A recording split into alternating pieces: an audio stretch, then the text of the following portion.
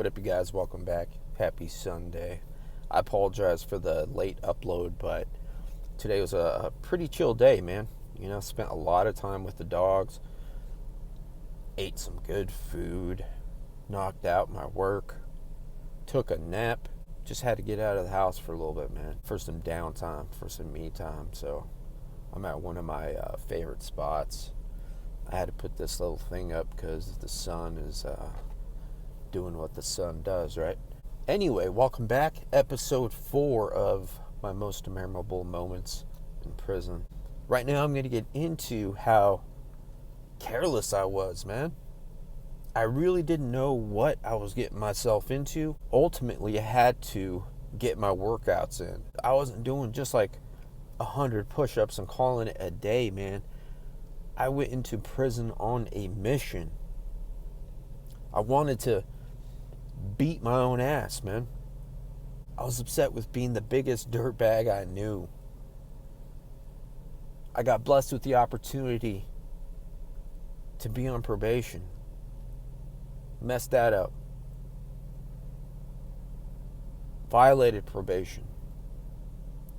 Had to go see the judge again. She sentences me to 6 months work release. Messed that up. Dropping dirty once again. Went back to county. Had to see the judge again. Last thing she says to me is, you leave me no choice but to sentence you to 2 years in the Arizona Department of Corrections. So, with the back time and all that, I only had to serve 1 year.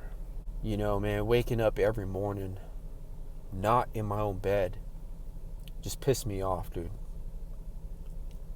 Pissed me off. But apparently, it didn't piss me off enough to where I completely stopped using. Because I ended up relapsing about a year and a half after parole. And just went on another wild ride. As the days went on, man, I woke up in my bed, locked up. I was disgusted, man, with what got me there. The carelessness. Excusing any consequence, putting those aside just to get high. But I understand why I was doing that. Because I was an addict. Because I'm an addict. I've seen a lot of different people do different types of workouts. I appreciated seeing people try to better their lives. Yeah, we were preparing for war. I was only on a 2-yard minimum security, but it could have popped off any time. We had guys coming from higher level yards, and they were trying to run this yard like a 3-yard, a 4-yard max.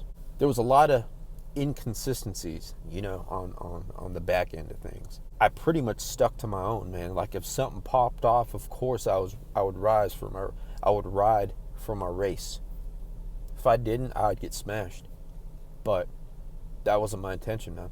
My intention was to be as strong, as lean, and as sharp-minded as possible. I did whatever it took to be the best version of myself I can. And what I'm saying is, in regards to politics, I'm not going to divulge too much information, I might touch on things that have been touched on already, stuff that's out there, right? Just very basic stuff. Of course, out here on the West, Southwest, politics is there. It's a thing, right? It's higher and more intense the higher security threat you are, the higher of the yard you're on. When I say I was careless in my decision making, I was, but only in regards to working out. One of my videos I talk about hitting the yard with my cellie who ran with the woods, and I worked out with him. If that happened on a 3 or 4 yard, I don't want to know what would have happened to me, man. I felt in my mind that yard was chill enough to where I could do that. And Of course, that's a no-no. I made a video on that, guys. The head of my race talked to me about that, so go check that out. And he actually came to, I was working out on the basketball court, right? And he came out there. So I had to stop my workout and I went to go talk to him. So go check that one out. That one's crazy. Sometime after that, I saw this group of guys working out. And they stuck to themselves. They were my race. I'm not going to say anything about gangs, nothing like that. In the prison yards out here in Arizona, specifically this yard, you know, we had the Chicanos, the Paisas, which is Mexican nationals. We had the white guys, and the brothers, right? There were guys from California, and they pretty much stuck to themselves. They were my race. I'm not going to say anything else about their get down because that's nobody's business. All of that stays in prison. All of that stays back there, you know. There's a lot of channels out there that speak careless about this stuff, man. I don't feel comfortable mentioning the gang names, you know. All I'm going to say is these homies were from Cali, and they were doing some stuff that I've never seen before. And they were working out for a long time. And that caught my attention, man. The guys where I'm from, Tucson, Phoenix,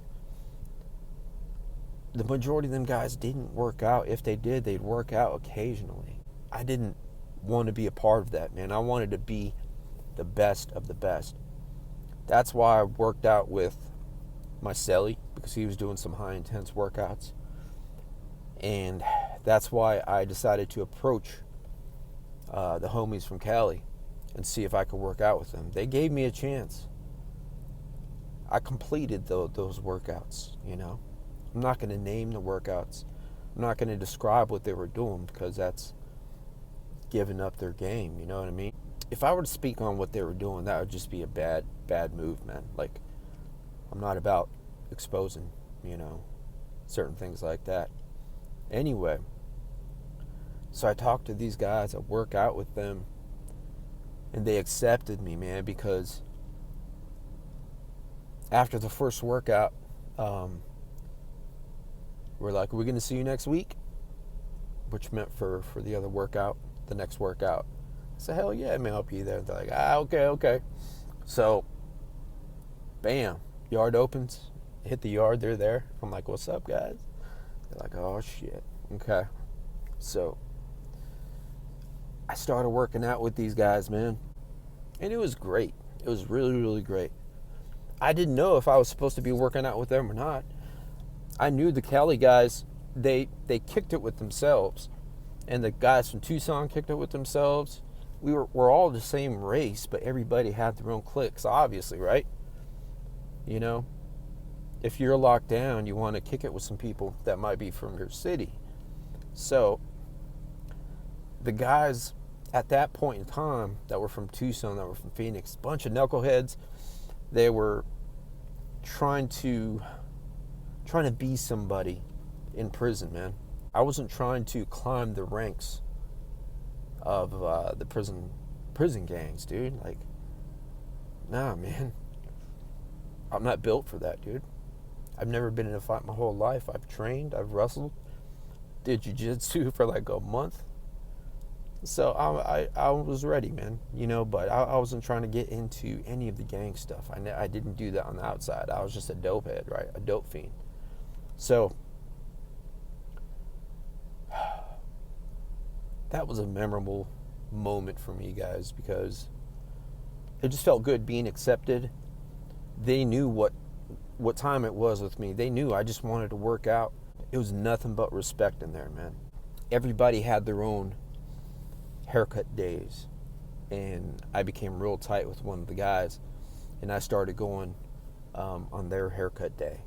You know, that's not exposing politics or anything. That's just how it is, man. You know what I mean? Like, it's nothing crazy. It's nothing that will harm them. I think like one other time after that, I worked out with my cellie again. Let's just say I got spoken to about that. by one of the guys I was working out with. Not the one I made a video about, but, I got spoken to about that. They're saying we don't do that.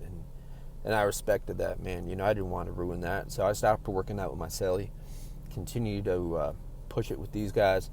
I was very observant. I still am very observant, and I felt good about making that decision to work out with these guys. So ultimately, man,